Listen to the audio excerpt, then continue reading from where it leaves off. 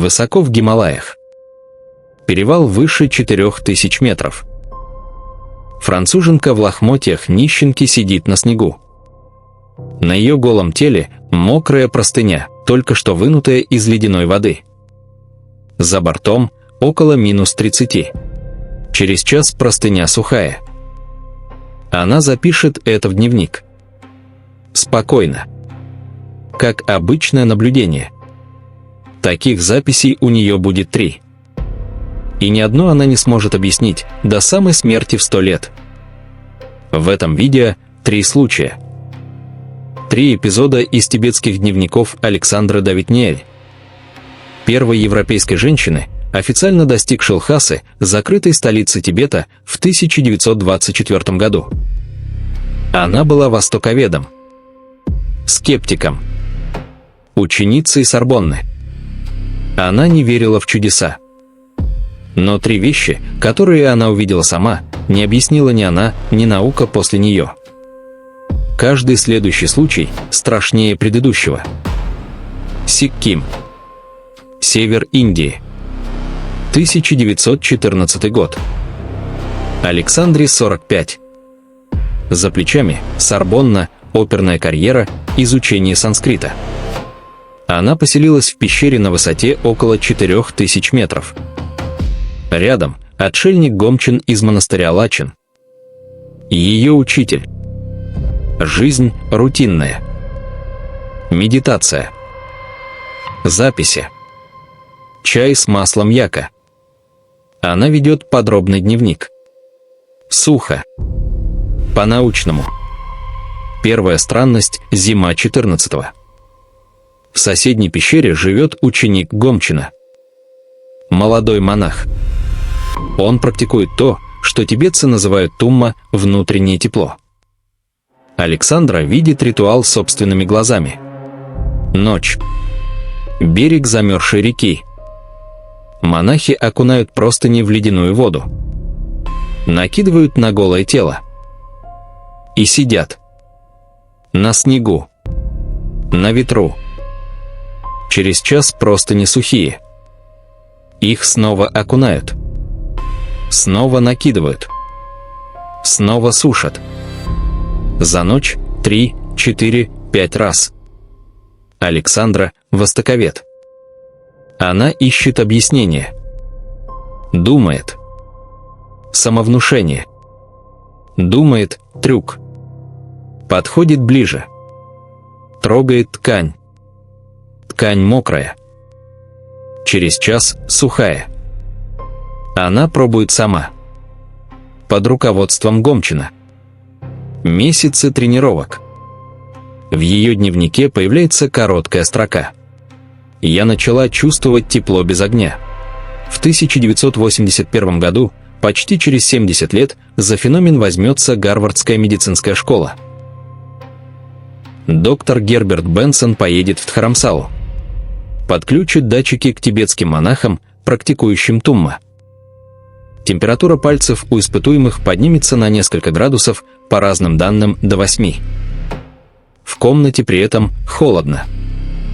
Ученые зафиксируют сам факт, но не смогут объяснить механизм. Запишут это как феномен. И закроют тему. Александра видела это за 67 лет до них. Без датчиков. На морозе. И все же тепло – это еще не самое странное, что она увидела в Тибете. Дальше будет хуже. 1923 год. Провинция Кхам. Восточный Тибет. Александра идет с приемным сыном Ламой Йонгденом. Их 3. Ночь. Стоянка у горной тропы. Темнеет рано. Они слышат шаги. По тропе движется фигура. Человек. Один. Без поклажи. Он идет странно. Не бежит. Не шагает. Что-то среднее, длинные плавные прыжки. Как будто почти не касается земли. Глаза открыты, но смотрят не вперед. В одну точку. Куда-то в небо. Александра пробует окликнуть. Спутник хватает ее за руку и шепчет: «Молчи. Это Лунгомпа. Лунгомпа. Бегуны». По тибетским источникам, монахи, проходящие в трансе сотни километров без остановки. Несколько суток подряд.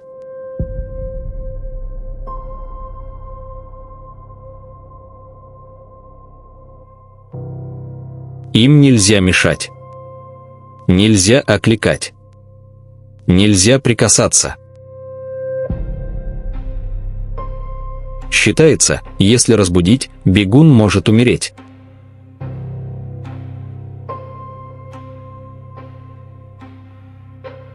Александра записывает.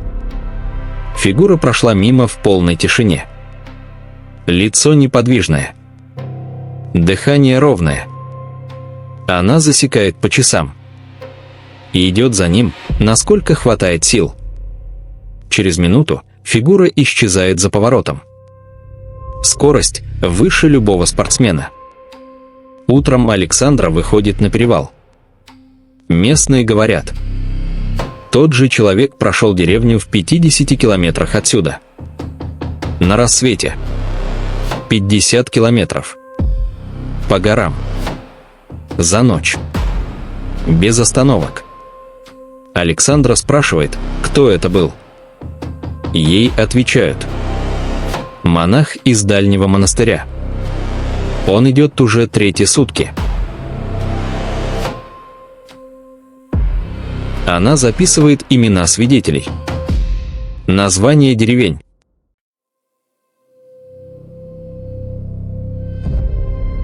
Позже, уже в середине 20 века, западные этнографы, работавшие в этих районах, будут фиксировать похожие свидетельства. Местные жители продолжали рассказывать о бегунах теми же словами, какими их описывала Александра за десятилетия до этого. Объяснения у этнографов не нашлось. Но и это не главный случай в ее дневниках. 3-й она не любила обсуждать. И почти никогда не рассказывала вслух. Середина 20-х. Маленькая келья в Восточном Тибете. Александра решает поставить эксперимент. Она прочитала в тибетских текстах о практике, которая называется тулпа. Создание формы силой мысли. Она хочет проверить, это метафора или нет. Она выбирает образ. Сознательно нелепый. Чтобы исключить самовнушение. Маленький толстый монах. Веселый. Добродушный. Совершенно не похожий на тибетский хлам. Несколько месяцев концентрация. Визуализация. По много часов в день. Сначала ничего. Потом образ начинает появляться. На периферии зрения. В углу кельи. В сумерках. Сначала Александра считает это галлюцинацией. Естественной. После долгой медитации. Но образ становится плотнее. Через несколько недель она видит монаха в полный рост. Среди дня. При свете. Он движется по келье. Садится. Встает. Иногда будто бы смотрит на нее. Потом его начинают видеть другие.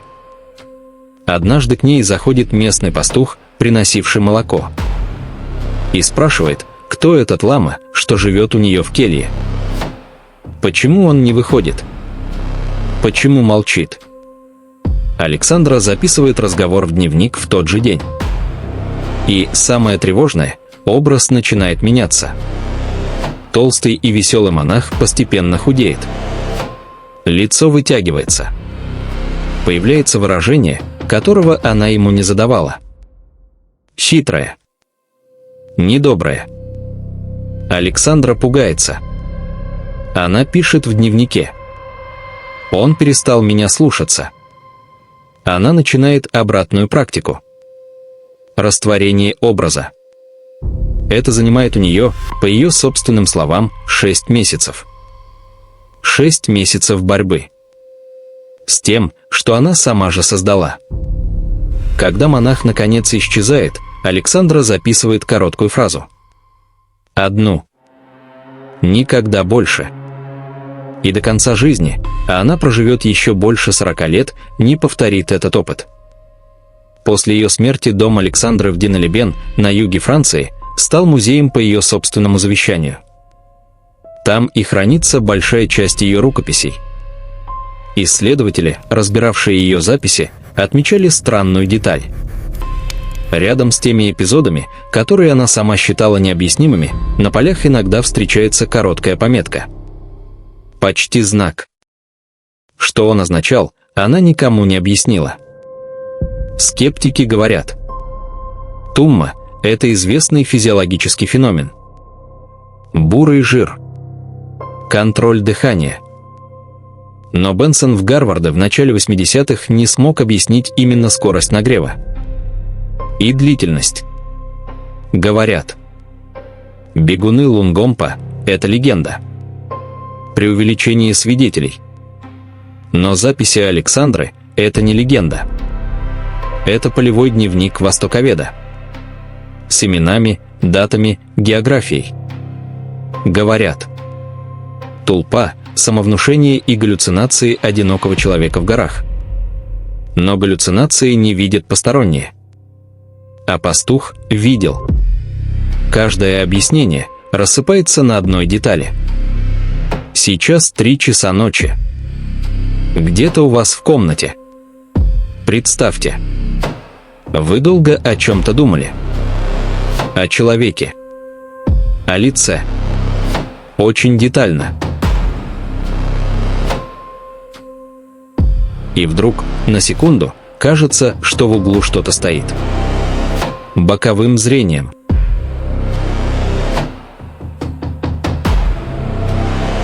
Александра Давитниэль прожила 100 лет. Написала 30 книг. И ни разу не рассказала, что именно она увидела в тот последний момент, когда монах из ее мыслей наконец исчез. В одном из ее поздних интервью журналист спросил: «Вы верите в то, что видели в Тибете?» Она ответила не сразу. Потом сказала: «Я не верю. Я помню». И замолчала. Но дневники Александры не заканчиваются на 3 случаях. Она провела в Тибете в общей сложности 14 лет. Исходила его вдоль и поперек. Поднималась на перевалы выше 5000 метров. Ночевала в монастырях, пещерах, юртах. И записывала все. 3 случая, только самые известные. Те, которые она сама выделила в своих книгах. Но в дневниках их больше. О них смотрите следующее видео на канале «За пределами известного» и обязательно подпишитесь, чтобы не пропустить его выход.